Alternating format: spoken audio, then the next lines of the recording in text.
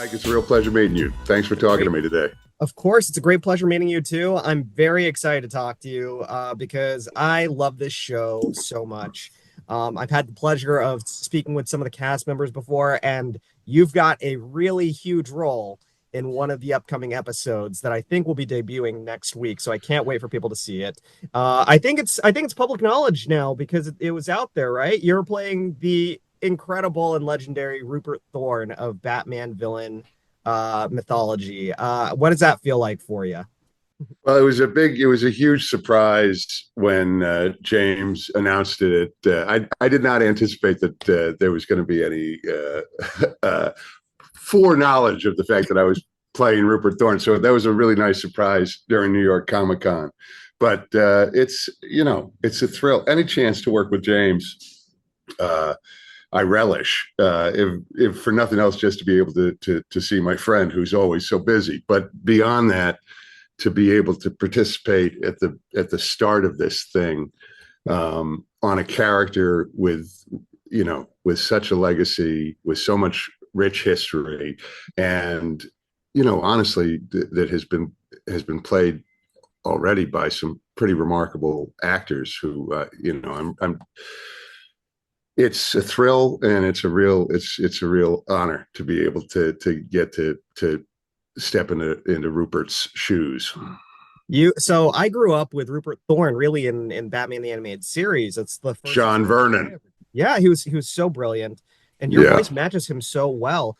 Going back to Batman the Animated Series, did you watch that and kind of take notes from him, or did you just sort of let rip with your own voice and your own like take on the character? Very much the latter. I of course was aware. I think I was just starting college when Batman the Animated Series debuted, but I knew John Vernon's work very well, and that was really where I first became aware of Rupert Thorne. Uh, Not to be too specific about it, but I believe May of 1977 is when he debuted in Detective Comics. But I didn't really know about him until John Vernon's version of him. But to answer the question, I'd asked James when I was hired if there was a run of the books that I should pay attention to, and what I ascertained was this is fresh snow, and so I just did what I could to really frame the character around what was asked of him in the story that we were telling just for the episode at hand. Oh, that's so cool. I love that you just sort of, you took what you read and then you just interpreted it on your own. That's what very good actors do, and you're an incredible actor, of course. One of the things that I think is Thanks, man. the most incredible about you is you are a really nice guy, and you are playing the absolute biggest pieces of crap in the planet. Um, were there any real life inspirations that you took from that to add to the sinisterness of Rupert Thorne, really the sliminess of him? Well, that's a really nice way to frame things, I guess. Uh, I can assure you there are people that have thought of me as something less than friendly, but I do try my best to be nice. But I look, I think it at the end of the day, the roles you get lucky enough to play, uh, you're doing your best to find something honest. You're doing your best to find something truthful, and I hope I'm not giving the game away too much, but I think often when you're playing a really bad guy, the more childlike you can make your thinking, uh, the easier it becomes to endorse um, those threads of cruelty, of fury, of a lot of those things live at least in my imagination, they live in a childlike perspective. I think we've definitely seen examples of that in real life. But yeah. Yeah, I guess that's right. Yeah, a lot of them. Yeah. So here's the thing. It's funny because sometimes, a lot of times, people like to compartmentalize friendships and professional relationships. But you're in the fortunate position of really working with your friend. I mean, James is the mastermind behind everything DC right now, mastermind behind this amazing series as well. So, having worked with James several times in the past as well, what's that working relationship like with you guys? Does it ever get in the way of really that personal friendship? When you guys have disagreements on set or anything like that, or is it just like smooth sailing the entire time? I would not ever in a million years pick a fight with James Gunn on set. It's not gonna. I don't expect that's gonna happen. I will say I was kind of making a joke about it before, but the reality is, and this happens. This is a thing about a life in the arts when you have, and me and a lot of other sort of dear friends of James, we've had the unique experience of watching each sort of wave of people understanding what this man is capable of, and the just the extraordinary stories that he has to tell, and sort of seeing that in the early days when like I'm thinking about when Super came out, this indie that he made. All of the things that make that an extraordinary story, he's built on and grown from, and to have him in the position that he is in right now as a friend, I'm proud as hell, but I'm proud of my friends. It's not. I didn't need James to be in charge of this nascent universe to know what an extraordinary artist my friend is, but it is something to be on the sidelines of it. The downside of it is when your friends reach this kind of success, you don't see them because they're always freaking working. So the reality is when I get hired by James and I get a chance, that means I've got 10 to 12 hours that I actually get to hang out with my buddy who I don't get to see nearly as much as I wish I did. I love that. Oh my God, it's so sweet. And I know it's going to be more than 10 or 12 hours because, James has this whole universe mapped out. And one of the things that I loved about this, at least, for this first chapter, one of the things I love is that he said Creature Commandos and the animated projects that he's going to do, they're definitely going to kind of translate and cross over into live action elements. So are you prepared to reprise Rupert Thorne at any point?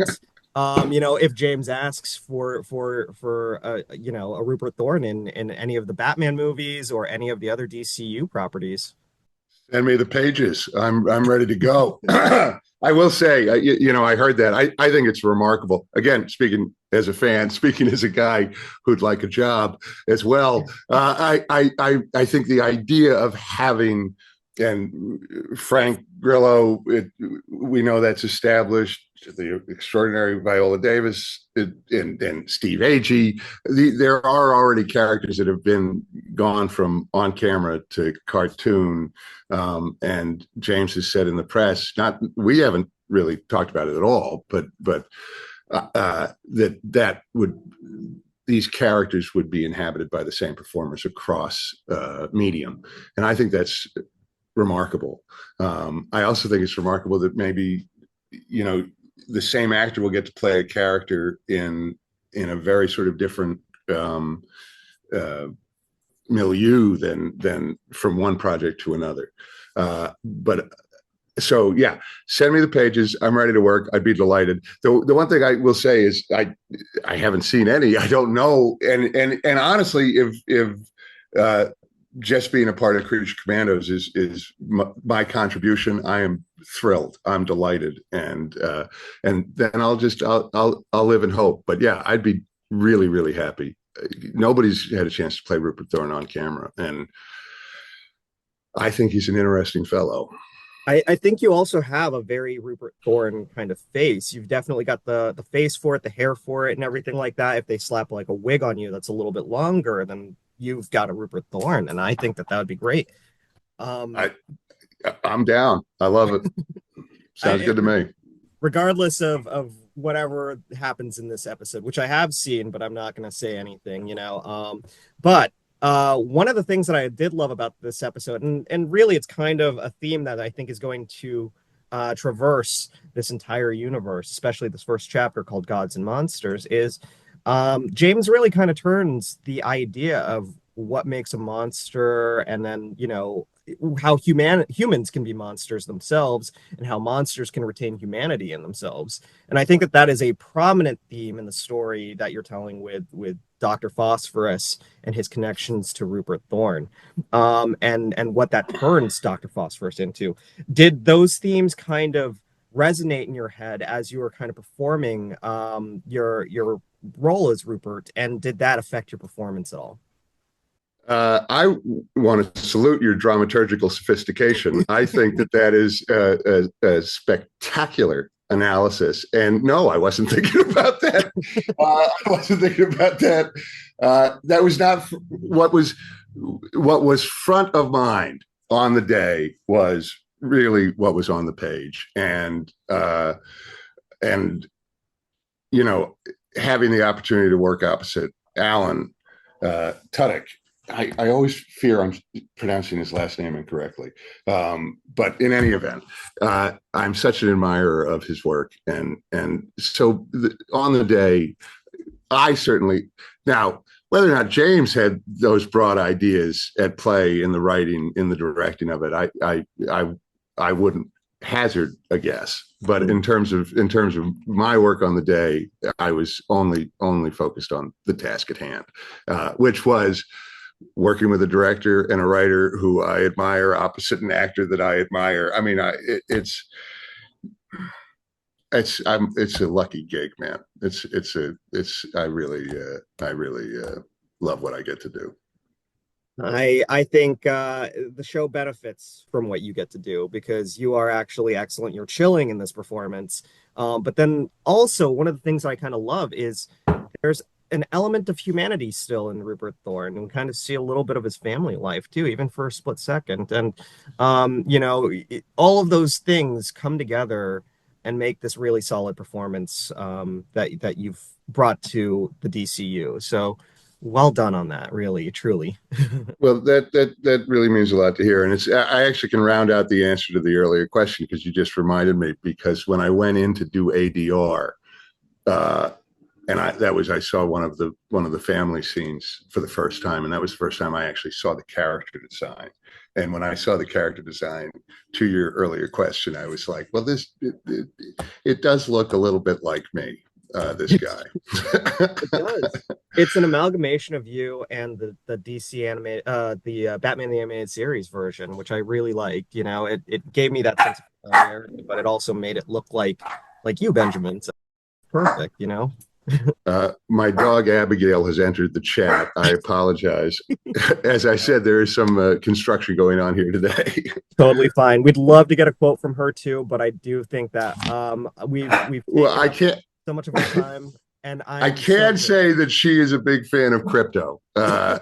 She saw the trailer. She thinks she's a big fan of crypto. I would not be surprised. I'm a big fan of crypto too. We'll have to definitely get together and talk about that Superman trailer at some point. But Benjamin, thank you so much for your time. This was wonderful. I can't wait for people to see Rupert Thorne in the DCU, and your performance, chilling performance as Rupert. And this new episode of Creature Commandos is hitting Max next Thursday. So this is going to be amazing. I can't wait for people to see it. I can't wait either. Mike, thank you so much for having me. Thank you so much for having us. Fanboys, professional artists, and professors. Maybe a nerd who's just like you, talking about the things that you like too. So I invite you to the NOC. In full color, you see me. The hard knock life. Comics, movies, and TV. Yeah. Pop culture with a different perspective. Watch it on your screen, hit play, so check this.